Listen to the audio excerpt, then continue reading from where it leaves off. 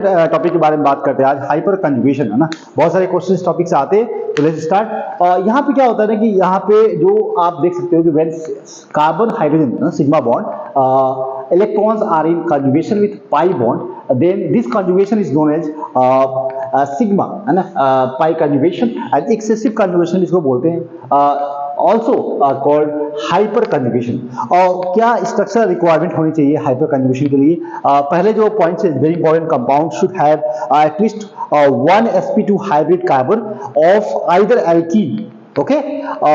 Alkyl carbocation के पास भी sp2 carbon होता है, एल्काइल फ्री रेडिकल। तो यहाँ पे सबसे पहले कि जो जिसका कम से कम एक sp2 कार्बन इंपॉर्टेंट है हाइपर कंजुगेशन के लिए। दूसरा पॉइंट है कि hybridization of alpha carbon with respect to sp2 hybrid carbon should be sp3 carbon should have at least one hydrogen. तो यहाँ पे अगर देखें, अगर दोनों कंडीशन फुलफिल करता है कोई molecules which show hyper conjugation. यहाँ पे अगर एग्जांपल की बात करते हैं तो ये जो मॉलिक्यूल है कार्बोकेटायन है, इस कार्बन पे जो हाइब्रिडाइजेशन है sp2 है, और इस पे इस जो कार्बन को जो यहाँ जो कार्बन जो डायरेक्टली अटैच इस कार्बोकेटायन से sp2 कार्बन से, इस कार्बन को बोलते हैं अल्फा कार्बन, और इस पे जो हाइड्रोजन है उसको बोलते हैं अल्फा हाइड्रोजन।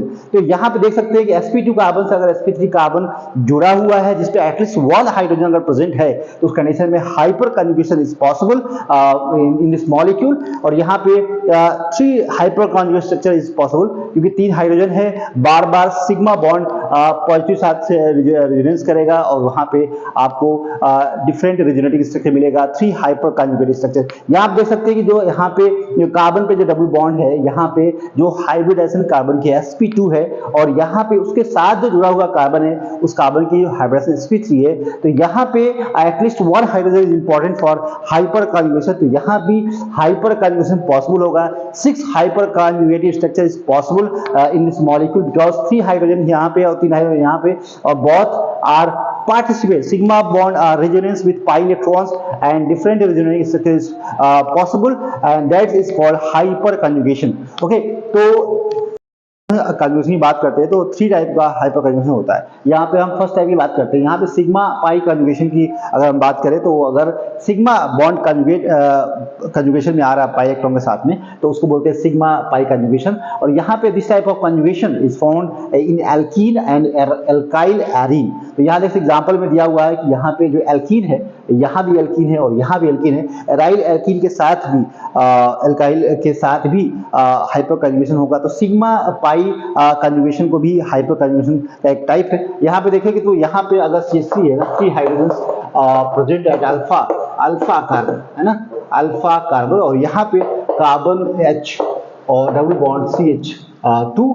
तो यहाँ पे अगर देखें तो जो सिग्मा बॉन्ड है ना, सिग्मा बॉन्ड कंजुगेट करेगा किसके साथ में, पाई इलेक्ट्रॉन के साथ में। तो यहाँ पे डिफरेंट रेजोनेटिंग स्ट्रक्चर बनेगा, और यहाँ पे जो रेजोनेंस बनेगा कार्बन H+ और यहाँ पे HCH और यहाँ पे CH माइनस, और वहाँ पे 2 हाइड्रोजन है।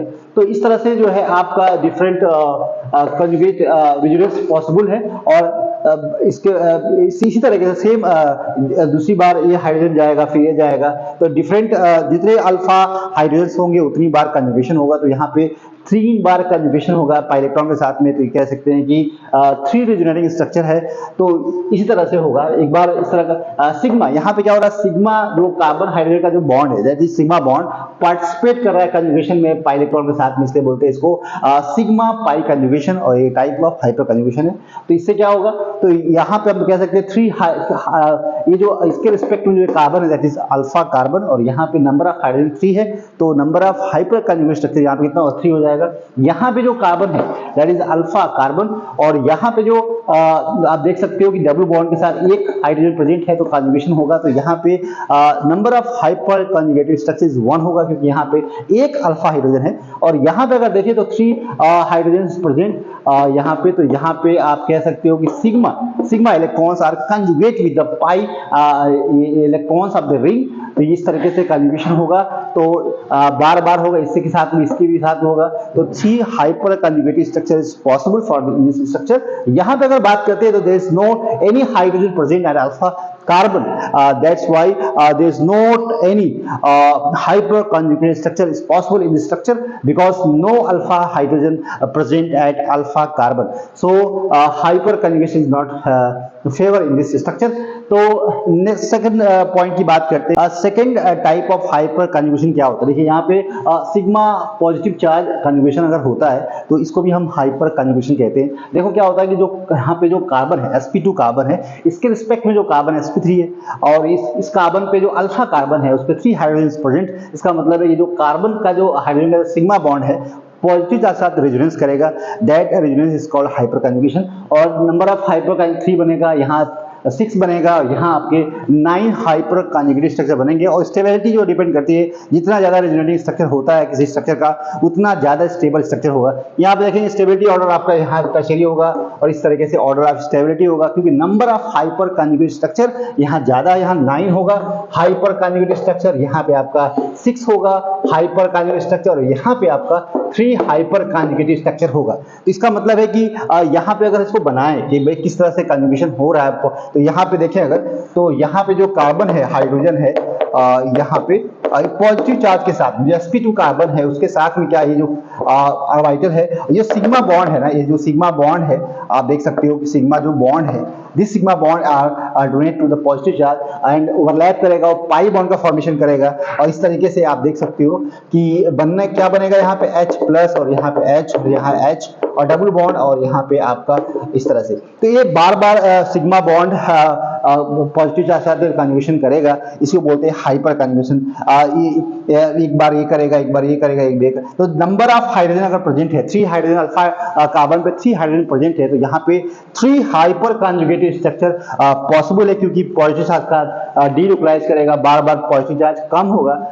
इसको बोलते हैं नो बॉन्ड रेजोनेंस भी बोलते हैं, ठीक है। तो यहाँ पे आप देख सकते हो कि इस तरह से यहाँ पे 9 अल्फा हाइड्रोजन है, इस कार्बन से जो अटैच कार्बन है इसको अल्फा कार्बन बोलते हैं, और हाइड्रोजन प्रेजेंट वहां पे है, तो इसलिए 9 हाइपर कंजुगेशन स्ट्रक्चर पॉसिबल है। और अगर देखें third type of hyper conjugation की बात करते हैं, तो यहाँ पे सिग्मा जो कार्बन हाइड्रोजन जो बॉन्ड है, सिग्मा बॉन्ड और इलेक्ट्रॉन के साथ अगर कंजुगेशन करता है तो इसको भी बोलते हैं हम लोग हाइपर कंजुगेशन। और यहाँ देख सकते हैं कि जो फ्री रेडिकल है, यहाँ जो कार्बन है sp2 हाइब्रिडेशन है और ये कार्बन जो है sp3 है, जो नेसेसरी कंडीशन है फॉर हाइपर कंजुगेशन। किसी भी मॉलिक्यूल को अगर हाइपर कंजुगेटेड स्ट्रक्चर बनाना है, उस कंडीशन में sp2 कार्बन भी होना चाहिए, उससे अटैच जो कार्बन sp3 होना चाहिए, एटलीस्ट 1 हाइड्रोजन प्रेजेंट होना चाहिए अल्फा कार्बन पे। तो यहाँ पे भी हाइपर कंजुगेशन होगा। और यहाँ पे किस तरीके से होगा, तो यहाँ पे आप देख सकते हो जो कार्बन पे जो हाइड्रोजन है, यहाँ पे यहाँ जो फ्री रेडिकल है, जो कार्बन पे यहाँ पे जो फ्री रेडिकल है, इस तरह से यहाँ फ्री रेडिकल और इस तरह से बॉन्ड बनाएगा, और यहाँ पे इस तरह से आप देख सकते हो कि आपका रेजोनेंस बनेगा, और यहाँ पे आप H रेडिकल बचेगा, और यहाँ पे H और यहाँ पे आपका डबल बॉन्ड का फॉर्मेशन होगा। इस तरीके से डिफरेंट रेजोनेटिव स्ट्रक्चर बनेगा। और तो 3 टाइप ऑफ हाइपर कंजुगेशन हो गया, sigma pi conjugation, sigma positive charge conjugation, और आपका carbon hydrogen sigma bond radical के साथ conjugation. All these are the hyper conjugation because sigma electron participate in conjugation with pi electron, carbocation and आपका free radical. Thank you.